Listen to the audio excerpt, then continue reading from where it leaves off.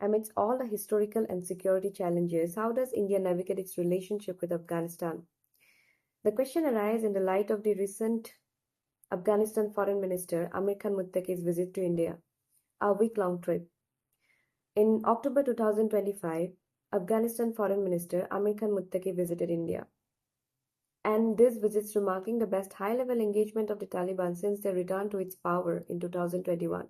Taliban came to its power for the first time in 1996 and known for its strict interpretation of the imposition of the Sharia law, curtails women's right, suppressing dissent, and destroying of the historic Bamiyan Buddha statue, the 6th century iconic statue that symbolized Afghanistan's rich cultural and religious heritage. And all this created a long-term security, humanitarian, and moral concern.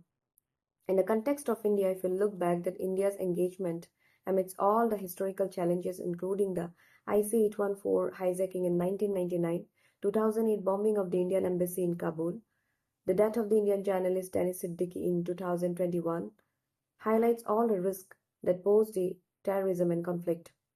The question again arises, how does India balancing its security concern with humanitarian and economic engagement? Because this visit sparked controversies with banning of the women journalists in the conference,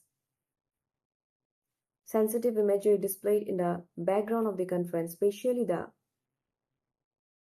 destroying image of the Bamiyan Buddhas, raising question about engaging a regime that link with human rights violation and terrorism.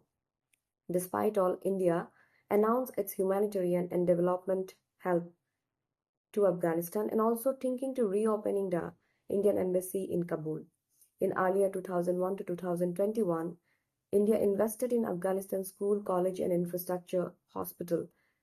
And this time, through this bilateral engagement, India is hoping to exploring Afghanistan new trade and economic cooperation along with the Afghanistan mineral resources. At United Nations Ministerial meeting in New York,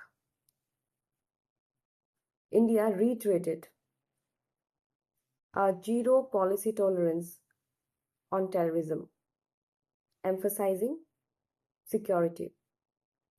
Analysts and civil society voices urge caution, balancing engagement with principles and regional stability. This visit reflects pragmatic diplomacy, aiming for a cautious engagement, development cooperation, and strategic influence in a complex neighborhood. Another two more controversy, the temporary lift of the travel ban of the Amir Muttaqis, sanctioned by the United Nations because of the visit to India.